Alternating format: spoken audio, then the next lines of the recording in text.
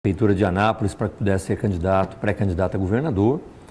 Outros achavam que era pouca probabilidade de ter uma unidade do Partido dos Trabalhadores em meu nome. Outros achavam que poderíamos ir para uma disputa de uma pré-convenção e lá poderíamos, inclusive, perder a pré-convenção.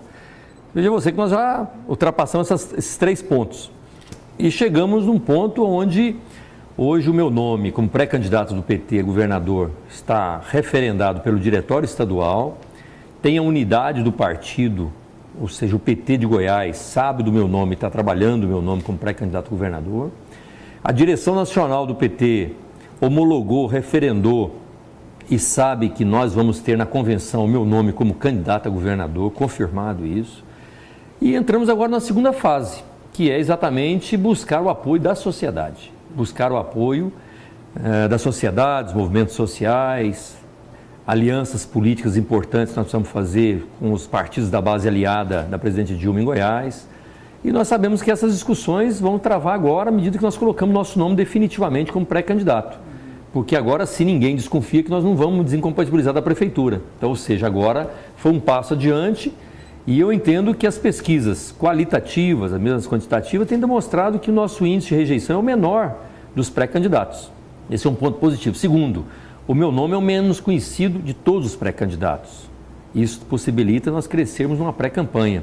E o terceiro, que é um nome novo, com projetos novos e que nós temos tudo para que a gente possa avançar no estado de Goiás, estimulando candidaturas proporcionais, fazendo com que cada região possa levar a nossa mensagem, programa de governo, fazer um grande programa de governo que a gente possa buscar aí um bom diagnóstico na universidade que nós estamos procurando, católica, federal, ao próprio UEG, a própria Instituto Federal, ou seja, fazer um bom diagnóstico, escutando as pessoas e fazendo alternativas no sentido de buscar soluções para essas demandas. Então eu percebo que nós estamos aí na segunda fase animados e com todo um caminho aí a perseguir, com todas as possibilidades de fazermos da pré-campanha o crescimento da nossa chapa majoritária.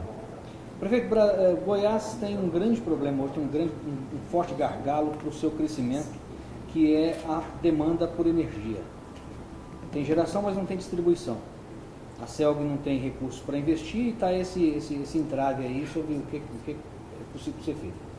Qual a sua proposta como governador para suprir o problema da geração e distribuição de energia, fazer a energia chegar aos pontos consumidores e Goiás retomar o crescimento? Haja vista que tem mais de 100 indústrias para serem instaladas em Goiás hoje, que não podem ser instaladas por falta de energia. A energia elétrica é um serviço essencial para um estado que pensa em ter um crescimento acima da média ou que pensa atrair novos investimentos, tanto os investimentos de empresas fora do país, como os investimentos das empresas instaladas que precisam, obviamente, ter a garantia de poder crescer sem prejuízos naquilo, né? Desde o pequeno produtor que tem lá um resfriador e que quando acaba a energia ele perde toda a sua produção, até de uma grande empresa do Distrito Agroindustrial, que é o maior distrito do Centro-Oeste, que tem ali um polo farmacêutico que fica ali 6, 7 horas e se não tiver um gerador para repor aquela energia, ele tem um prejuízo imenso dentro da sua produção. Então, obviamente, essa é uma tarefa do governo do estado e em sintonia muito fino com o governo federal, que a política energética possa realmente, a CELG, até então, é uma empresa que já tivemos aí, desde a questão da venda da Cachoeira Dourada e agora 16 anos do PSDB, que conseguiu enterrar a CELG, nós precisamos, obviamente, criar as alternativas corretas, junto à Eletrobras agora, com plano de trabalho, com eficiência, com redistribuição, com garantia de investimento, e não só buscarmos os empréstimos sem que possamos estar fazendo prestação de conta. O que nós precisamos estabelecer é uma transparência naquilo que está sendo aplicado no Estado, daquilo que a Eletrobras está investindo e, obviamente, um plano de metas que o governo de Goiás precisa cumprir. Eu acho que isso aí já está desenhado. O problema é que não foi feito, nos últimos 16 anos, nenhum tipo de investimento na rede de transmissão. E quando foi feito já em 2010, 2011, onde já tinha sido feito um acordo pelo ex-governador, não foi colocado como uma peça de negociação que não estaria sendo feita a transição se não houvesse uma nova renegociação. E isso tudo quem perdeu foi o Estado de Goiás. E hoje o PSDB, mais uma vez, assume a postura de poder fazer com que a Eletrobras toque esse trabalho, sendo que não teve sequer os investimentos necessários do PSDB nos últimos 16 anos para que realmente esse serviço essencial ao crescimento econômico do Estado de Goiás pudesse realmente ter a credibilidade, pudesse ter resultados positivos naquilo que hoje o produtor e o empresário realmente possa ter tranquilidade em poder fazer um investimento em Goiás. Na opinião do senhor, qual que vai ser o principal tema da campanha eleitoral aqui em Goiás? O senhor acha que, no seu caso, para o senhor se diferenciar dos demais, né? Eu quero dizer a você que o meu nome foi lembrado como pré-candidato a governador em função do trabalho que fiz na cidade de Anápolis.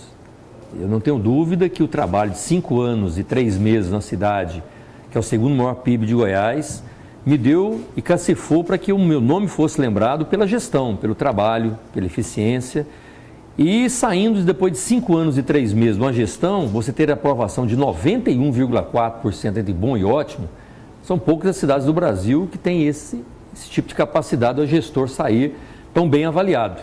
Sabendo que a cidade de Anápolis é uma cidade que exige muito, cidade que até então era cidade de problema, menos de 8 anos atrás, hoje é uma cidade de solução para o estado de Goiás. E nesse sentido eu entendo que o grande debate que nós vamos fazer é a credibilidade. Mostrar o trabalho, mostrar gestão, mostrar a eficiência daquilo que nós estamos falando para que o eleitor que está sem esperança de votar possa saber que aquilo que nós estamos falando nós podemos executar e ter a articulação política necessária para que a gente possa mostrar força de que nós não estamos sozinhos, nós estamos aí numa composição querendo a reeleição da presidente Dilma, buscando alianças dentro do estado de Goiás para podermos fazer aí do programa de governo uma eficiência para que Goiás realmente não só cresça economicamente, mas que tenha também desenvolvimento social, que possamos diminuir as desigualdades regionais. Então eu percebo que a forma de levar esse programa de governo e a credibilidade no sentido de buscar o apoio da sociedade vai muito daquilo que nós já fizemos no passado, do crédito que nós temos e do trabalho eficiente que nós conseguimos uma gestão de 91,4% depois de 5 anos de trabalho numa prefeitura. Onde o senhor estima buscar o seu vice ou o PT pode lançar a chapa pura? Não, nós queremos aí alianças, entendemos que as alianças são fundamentais, vamos buscar as alianças dos partidos que dão sustentação à presidente Dilma em Goiás, queremos ampliar com a sociedade, escutar movimentos sociais, ou seja, nós queremos fazer uma chapa representativa. Temos hoje cabeça de chapa buscando credibilidade e apoio da sociedade, mas entendemos que nós temos aí 8, 9 partidos que poderemos estar conversando, dialogando e vamos afunilar nas convenções até o final do mês de junho, quando esses partidos irão definir quem realmente tem expectativa de vitória e quem realmente cresceu na pré-campanha. Perfeito, o senhor pode ser... Só um segundinho. Deixa eu engatilhar uma pergunta. Se o senhor tivesse que definir, né, prioritariamente uma área para receber atenção especial do governo, qual seria essa área? Olha, temos aí muitas demandas, né? Nós temos saúde, nós temos segurança, nós temos aí a questão do transporte, né? Nas grandes cidades como capital e a região metropolitana de Goiânia, a região metropolitana de Brasília, que nós temos ali mais de 18 municípios que dependem do transporte para ir para o GDF. Mas eu diria que uma prioridade e uma questão fundamental que eu percebo que nós precisamos avançar em Goiás é a questão da educação. Eu acho que a educação ela é fundamental para que a gente possa pensar Goiás, pensar desenvolvimento social e preparar as nossas cabeças para o futuro, tendo tecnólogos, tendo qualificação, tendo oportunidade de resgatar o valor que a Universidade Estadual de Goiás pode jogar nessa formação com qualidade, gratuidade e eficiência. E, obviamente, o governo do Estado precisa fazer com que essa eficiência, esse investimento realmente aconteça na universidade. O ensino médio, infelizmente, é um ensino médio que deve muito ao jovem. O jovem que hoje sai do ensino fundamental, ele acaba indo para o mercado de trabalho despreparado para fazer o aumento da renda familiar, né, para a sua família ali, mas ele não tem capacidade, não tem qualificação. Então nós precisamos fortalecer os institutos federais que nós temos no governo federal nas grandes cidades, para que a gente possa formar tecnólogos, possamos dar condição para que ele realmente tenha ali uma profissão, seja preparado os 2, 3 anos, ou tenha oportunidade realmente de garantir que ele entre na Universidade Estadual de Goiás com gratuidade, mas com eficiência. Hoje a Universidade Estadual de Goiás está totalmente desacreditada. Foram 16 anos do PSDB, onde foi muito poucos investimentos na educação. E essa responsabilidade tem que ser do governador, tem que ser do governo, porque esse investimento da educação faz a diferença para que dê menos marginalidade, menos assalto, menos drogas nas ruas, menos ociosidade, né, e fazendo com que a segurança também minimize em relação às cidades. Ou seja, nós precisamos investir na educação como um projeto a médio e a longo prazo, mas precisamos plantar agora aquilo que nós queremos colher no futuro. O senhor falou que já tem a cabeça de chapa. Em hipótese alguma, o senhor sairia a senador ou a vice? Sim, eu só me desincompatibilizei, o Diretório Estadual sabe disso, o Diretório Nacional sabe disso, o PMDB sabe disso. Então, o contexto político que nós estamos nesse momento é um contexto político onde a pré-candidatura minha está definida como candidato a governador. Só para emendar rapidamente, que o senhor já respondeu objetivamente, o que o senhor tem contra o Friboi? Nada, nem eu conheço. Mas qual é o problema, então, para não tê-lo, por exemplo, aceito que ele fosse o nome do PMDB e tem que ser o Willis? Não, pelo contrário, o PMDB é que não definiu qual era o candidato. Se fosse o Friboi, talvez... Não, se fosse o Friboi, ele estaria apresentando o nome ao PT e o PT, direção estadual, estaria estudando a forma como nós íamos fazer a tática eleitoral. À medida que na tática eleitoral, que nós tínhamos uma data, porque a data minha era em questão da desincompatibilização da prefeitura, que era até o dia 5 de abril, nós demos um prazo do PMDB para que ele definisse qual era o candidato a governador. E ele, infelizmente, tem 2 nomes e, obviamente, eles não definiram. E isso, obviamente, me proporcionou que tivesse o apoio tanto da direção estadual como da direção nacional para garantir o meu nome como chapa, por cabeça de chapa. Então, mesmo que o PMDB hoje defina por um nome, obviamente nós estaremos encontrando aí, buscando o apoio do PMDB no segundo turno agora. Perfeito. A que ponto que a queda da popularidade da presidente Dilma pode interferir na política de Goiás? O senhor acha que pode? O senhor acha que... Eu acho que são oscilações normais. Eu acho que vejo que tem contexto político e o cenário político, obviamente, ele vai variando. Como aqui em Goiás também, né? O índice de rejeição, por exemplo, do atual governador é muito alto. Então eu percebo que essas variações elas acontecem mesmo. Agora, é importante ressaltar que especificamente da presidente Dilma, mesmo com a oscilação, ela ainda ganha no primeiro turno na pesquisa Datafolha. Ela cai nos 7 pontos, mas ainda os adversários não crescem. Perfeito. Então é importante a gente poder ter essa relação, minimizando que também não tem o crescimento aí das oposições. E a população ainda, pesquisas quantitativas ainda não definiu, né? A população não entrou ainda no processo eleitoral. Então, os nomes mais lembrados é que são realmente colocados na mesa. Essa questão da rejeição, mas você sabe também que geralmente quem ganha é quem tem maior rejeição também, no conjunto de pesquisas. Eu entendo que numa pré-campanha, quem tem mais rejeição tem uma dificuldade muito grande, principalmente quem está num governo de 16 anos, de poder buscar um apoio. Se ele é conhecido por 99% da população goiana e tem 42% de rejeição e tem 30% de apoio, dificilmente ele, numa campanha, quando você coloca os outros candidatos para fazer o debate, a possibilidade de perder é mais do que ele ganhar. Por quê? Porque ele já é conhecido de todos. Aquele que não é conhecido, obviamente, pode entrar na casa do cidadão, falar uma boa proposta, passar uma boa imagem e realmente ganhar simpatia, porque não sendo conhecido, ele tem oportunidade. Agora, aquele que já é conhecido e que tem a capacidade, já tem isso já formatado, já tem isso moldado. Então é importante a gente entender que isso não é uma regra, né? Na verdade, numa pré-campanha nós temos todas as chances hoje de não ser conhecido. À medida que formos conhecidos, nós podemos aumentar e ter mais visibilidade e ter o apoio da sociedade por uma nova candidatura.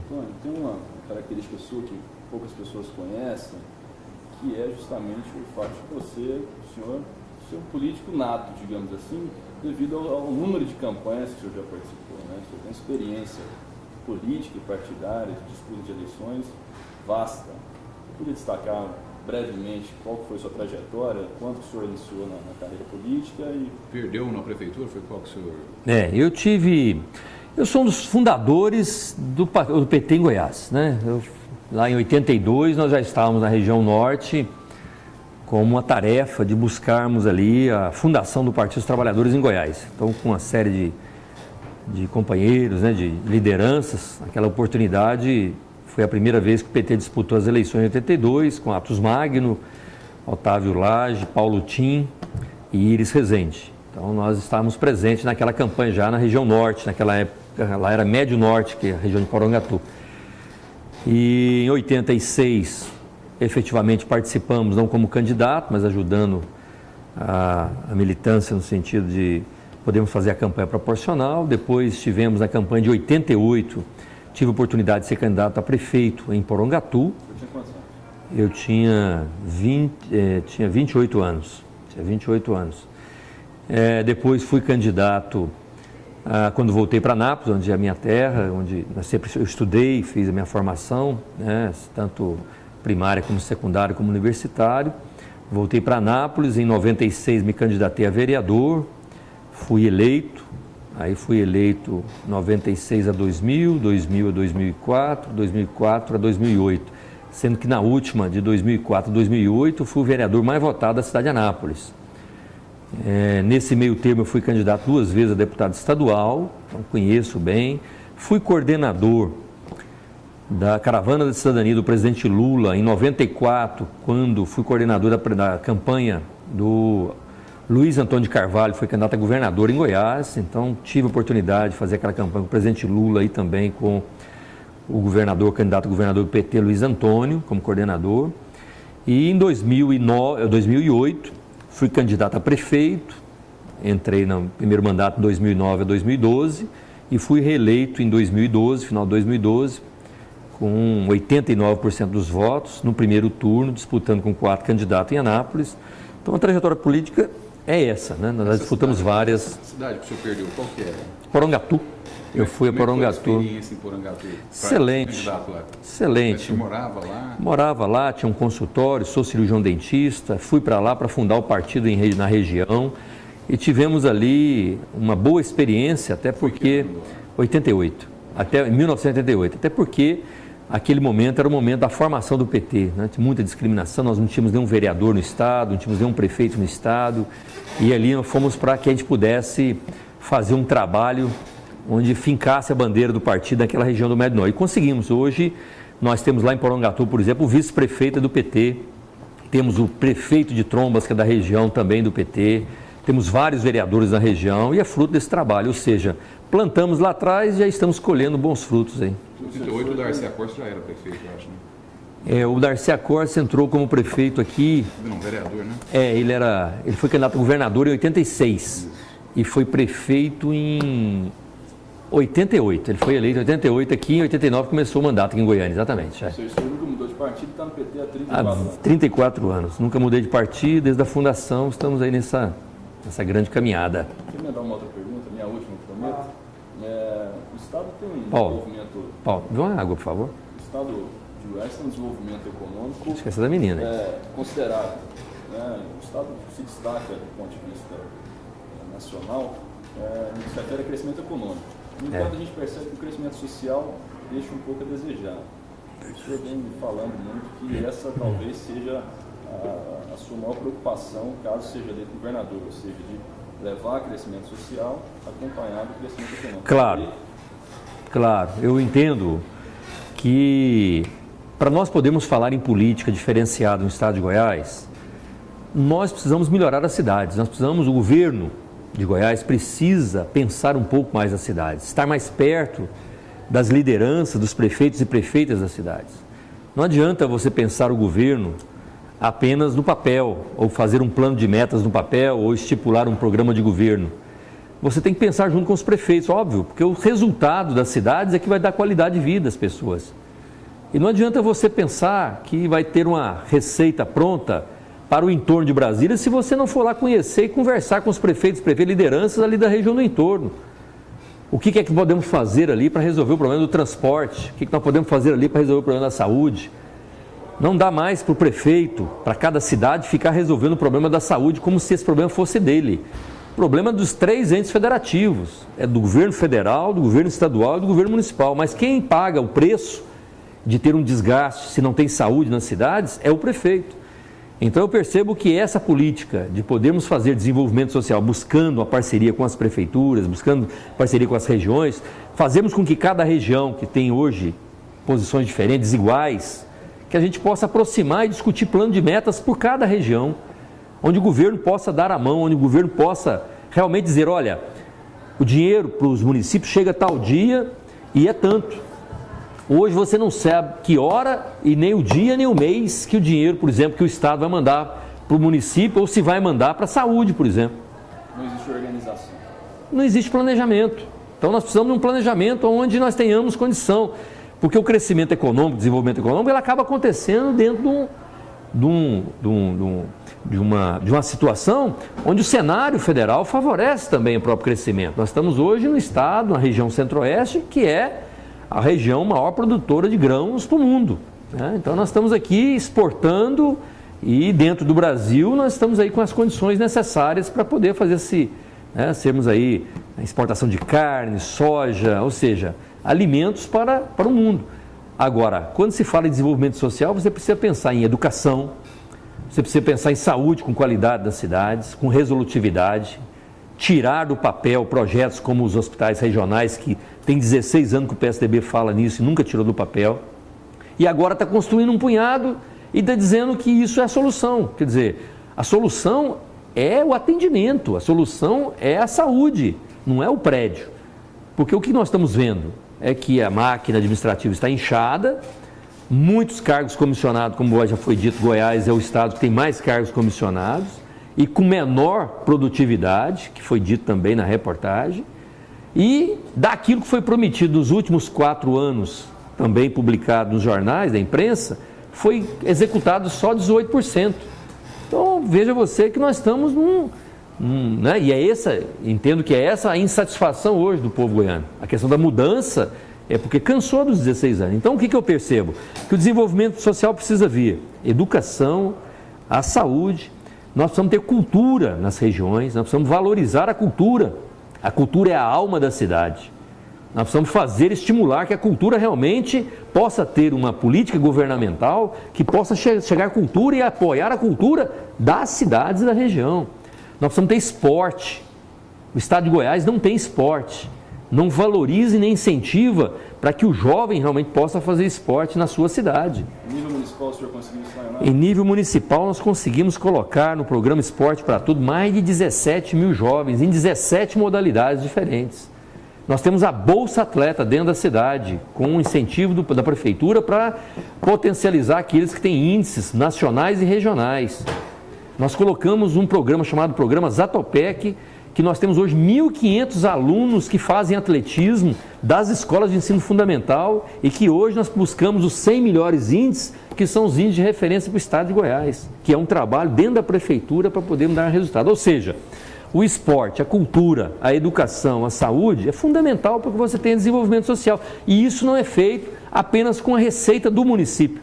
Porque às vezes o prefeito está tão preocupado em resolver uma obra física que muitas vezes esquece o desenvolvimento social. E o governo do estado pode provocar e fazer com que esse seja diferencial nas regiões de Goiás. E entendo que é isso que a população e as cidades querem em termos de qualidade de vida. Parques ambientais, praças organizadas, cultura, tenha educação com qualidade e tenha também o esporte como uma forma de entretenimento e forma de diversão e forma também de opção para aquele que se destaca e poder amanhã ser um atleta.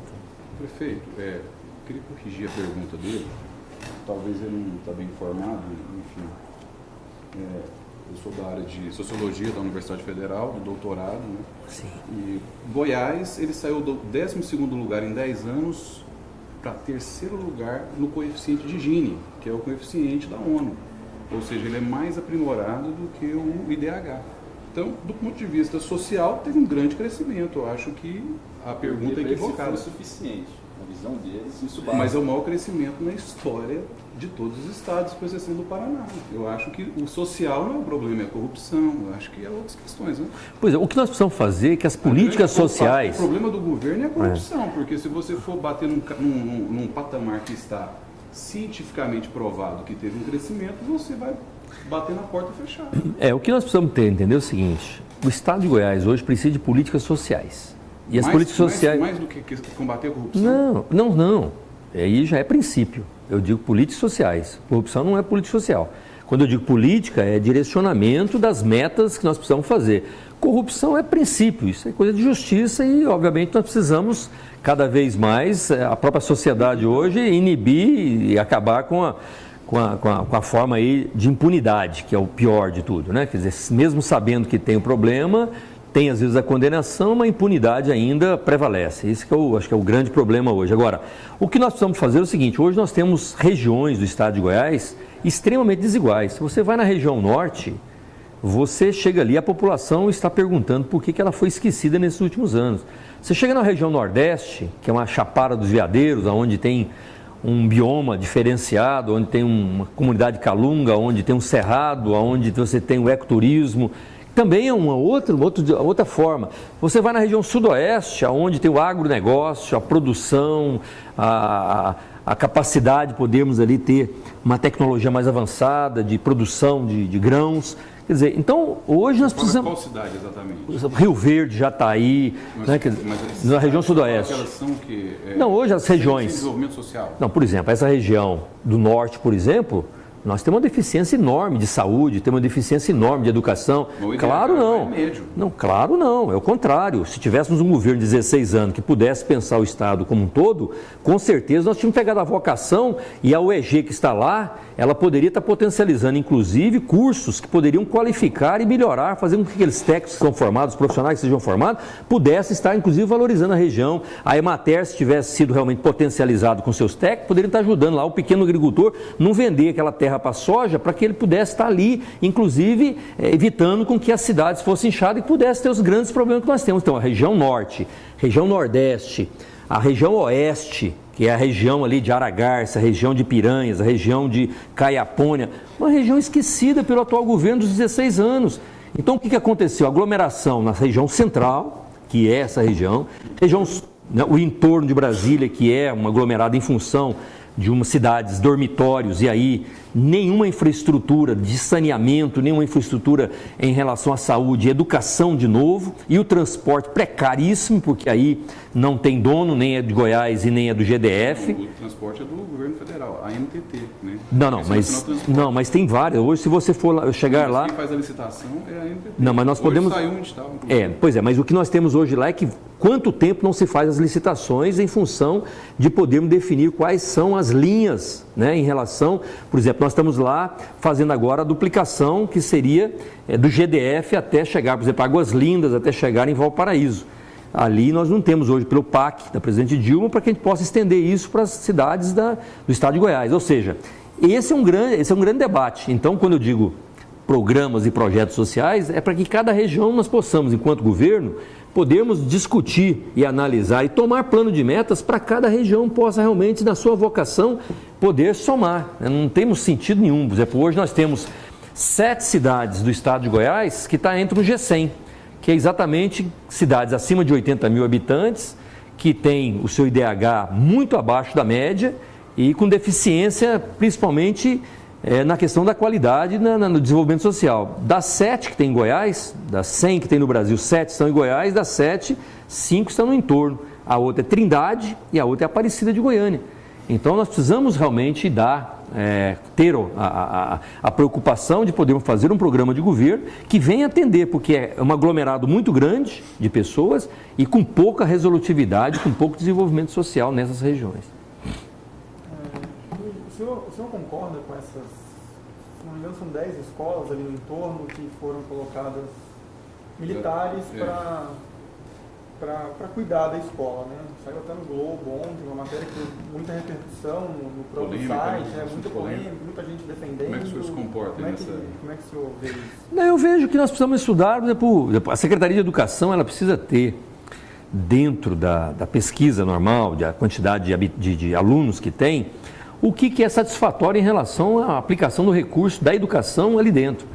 Se a opção é militar ou se não é militar, essa aí... Então, Não, eu não tenho dificuldade. Em Anápolis, por exemplo... São os melhores... Em Anápolis, por exemplo, nós temos a escola militar e que tem lá uma boa resolutividade. Agora, não pode ser regra. O que nós precisamos é sem autoridade. Especificar o que é que nós queremos e, obviamente, avançar o que é a escola pública também. Agora, onde faz opção e aonde pode ser feito par e passo, nós não temos dificuldade nenhuma em entender que isso possa ser realmente um avanço também na melhoria da educação. Não temos dificuldade assim. Que não seja imposição. Semana passada chegou a ser falado, se você ouviu isso, que se o Friboi fosse realmente candidato ao PMDB, ele poderia apoiar o Eduardo Campos e não a Dilma Rousseff aqui em Goiás. O que o senhor acha? Você acha que pode acontecer? Isso é blefe ou é só especulação? O que você acha? Eu acho que precisa preocupar com a candidatura. Qual que é o candidato do PMDB? A hora que definir, resolve isso. Precisa ele, quer dizer, ele está com uma disputa maior que essa. Esse aí já virou segundo plano. Primeiro plano é o seguinte, qual que é o candidato lá? À medida que fizer o candidato, você pode ter certeza que essa regrinha ela vai ser estabelecida rápida. Primeiro, o Friboi é importante para o senhor compor com o PMDB ou o senhor preocupa com a ideologia do Friboi? Não, eu preocupo com a nossa pré-candidatura. A pré-candidatura de podermos, independentemente do PMDB, ganhar o eleitorado goiano no sentido de uma gestão que foi aprovada, 5 anos bem avaliado, e podermos apresentar uma articulação política necessária para dar credibilidade naquilo que nós estamos propondo para o governo de Goiás. Minha preocupação, em hipótese alguma, com outra candidatura. Minha pré-candidatura, ela tem tudo, nós temos agora o foco para buscarmos ampliar o nosso apoio junto à sociedade. Então, a partir de ontem, nós já estamos fazendo os contatos necessários, dar visibilidade à nossa pré-candidatura, tornar-nos mais conhecidos nas regiões, visitar os municípios, estimular as nossas candidaturas proporcionais, deputado estadual, deputado federal, e buscar as alianças. Então, essa é a nossa visão nesse momento. As outras pré-candidaturas, obviamente, vão se definir aí nas convenções. Sozinho, qual que é o maior tempo de TV de todos os partidos? Se nós estivermos sozinhos, se fôssemos puro sangue, nós estaríamos aí com quase 5 minutos, tanto de manhã como 5 minutos à noite. Então, praticamente 10 minutos. O maior de todos os partidos, sozinho? Sozinho, sim. Obviamente, quem está com a coligação soma e vai ter um tempo maior, mas em termos de tempo sozinho, o PT tem um maior tempo de televisão. O senhor bate muito na questão do Marcondes ter 16 anos de governo, mas o PT também, nacionalmente, ele é bastante tempo de governo. Sim. Como é que o senhor vai conseguir criar um discurso para dissociar isso e facilitar para o receptor dessa informação? Eu acho que o receptor aqui em Goiás, ele está querendo ver mudanças de comportamento. Nós temos um desgaste muito grande do atual governo, 16 anos, junto à sociedade, perdeu muito apoio, perdeu o brilho, perdeu a credibilidade, né? O grupo do PSDB está muito desmotivado em relação a novas ações. Eu percebo que, por exemplo, os 8 anos do presidente Lula, ele ainda é uma referência positiva em nível nacional. O presidente Lula, depois de 8 anos, saiu com a aprovação de 85% do povo brasileiro. Mesmo com os problemaços que nós temos em nível nacional, mas ele tem uma boa aprovação, tem uma boa imagem, tem um nível de liderança muito bem aprovado. E entendo que ele vai ser um bom cabo eleitoral em todos os lugares que ele andar no Brasil. Então eu vejo que são situações dissonantes e que não é em função do tempo, mas é em função da aprovação e da credibilidade com que cada um terminou a sua gestão. O que a pré-candidatura de Iris Rezende pode interferir no posicionamento do senhor e na atuação como candidato? E como que fica essa quebra entre os partidos? Essa é uma página virada para nós. Nós tivemos até o dia 29 a oportunidade do PMDB definir o seu pré-candidato, né? E aí sim uma candidatura, né? Como ele já tinha um pré-candidato. Há 6 meses atrás, as pesquisas já mostravam que o PMDB tinha 2 pré-candidatos, né? Já mostrava. E agora, no dia 29, que era o prazo final para que pudesse fazer desincompatibilização e pudéssemos tirar uma tática eleitoral para 2014 junto, nós aguardamos até o último momento. E o momento, até agora, hoje, o PMDB tem 2 pré-candidatos, ou seja, eles não definiram o que realmente querem, de que forma irão, se é com um candidato ou com outro candidato. Então, nesse sentido, nós já tomamos uma decisão. Enquanto eles estão definindo agora até a convenção, se vai ter prévia, se vão fazer pré-convenção. Quer dizer, nós do PT já temos um pré-candidato e vamos à luta buscarmos aí o apoio necessário da sociedade para fortalecer a nossa candidatura. Vamos continuar dialogando com o PMDB? O PMDB é partido aliado estratégico em nível nacional e também em Goiás. Nós, a Prefeitura de Anápolis, Secretaria de Desenvolvimento Econômico, é do PMDB. Em Goiânia, o vice é do PMDB. Em Aparecida, o vice é do PT. Ou seja, nós temos um diálogo. Agora, À medida que não houve nessa posição política eleitoral, da estratégia, da tática eleitoral, podemos, cada um pensando no seu candidato, no segundo turno, com certeza nós estaremos juntos para que a gente possa fazer do projeto um projeto vitorioso. E o senhor acha que, até que ponto que essa ideia de apenas no segundo turno ter essa unificação pode ser uma estratégia boa? Não, eu acho que é importante. O eleitor precisa, eu imagino, e a eleição em 2 turnos, ela foi criada exatamente para que cada partido pudesse apresentar o que tem de melhor, para que a sociedade possa julgar o seu partido, para que possa colocar a sua liderança melhor, o que esteja mais em evidência, para que o eleitor possa escolher. Eu entendo que quanto mais... Imagine você que nós estaríamos voltando em 2014, repetindo a chapa da eleição de 2010. Olha a quantidade de manifestações que houveram, quantidade de situações diferentes que houveram, e você repetir a mesma chapa com os mesmos atores, os mesmos candidatos que aconteceram em 2010. Então eu percebo que 2014 é um momento diferente. Nós tivemos aí o ano passado várias reivindicações nas ruas, pedindo mudanças de comportamento, pedindo nomes novos, pedindo agilidade, pedindo representatividade. Nós em Anápolis também tivemos as pressões, mas estamos saindo depois de 5 anos e 3 meses, estamos saindo com a gestão aprovada de 91%. Qual é a outra cidade que tem isso? Então eu percebo... Eu imagino. Agora, eu penso o seguinte, eu penso que nós estamos no caminho certo de podermos apresentar uma gestão onde nós podemos apresentar projetos novos, fazer um debate propositivo, de ideias. E isso entendo que cada um que coloca o nome do seu partido, o seu partido, isso é muito importante, isso é muito importante. Eu acho que é nessa importância de fazer esse debate político é que faz com que a gente possa crescer. Então eu não vejo nenhum problema de ter Agora, a eleição é de 2 turnos. Então, no segundo turno, são projetos idênticos, semelhantes, ou pelo menos que possa coadunar aí com a similaridade entre projetos para podermos, realmente, na estratégia eleitoral, termos uma vitória. Isso acontece em nível nacional, na eleição a presidente, e que é natural o eleitor escolher aquilo que ele realmente tem maior identidade, que tem maior credibilidade no voto. Prefeito, o senhor explicou bem que a cidade está bem avaliada, né? É realmente impressionante. Como é que o senhor saiu e parece que o senhor não resolveu algumas questões. Uma delas é a questão da licitação do transporte público, do caso da desocupação daquela área. A outra é a questão da Polícia Federal estar investigando a gestão do senhor, no caso do SAMU, especificamente alguns gestores públicos que atuavam com o senhor, que eu acho que era uma secretária até do Alcides. O senhor pegou uma secretária que era do governo Alcides e impulsou ela. E outra também é a questão que a cidade ela tem alguns problemas, sim, parecido com Goiânia, quando eu ando lá, né? Eu acho assim, muito buraco na cidade. Então, assim, como é que o senhor deixa isso para trás e como é que vai ser resolvido isso daqui para frente? A gestão. A coisa mais importante da gestão...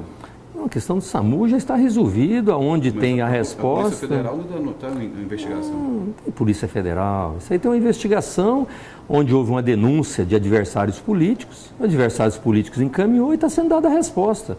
Então isso aí é mais do que natural de uma gestão que tem adversário político lá dentro que quer, obviamente, criar a situação de empecilho. Isso acontece no Brasil inteiro.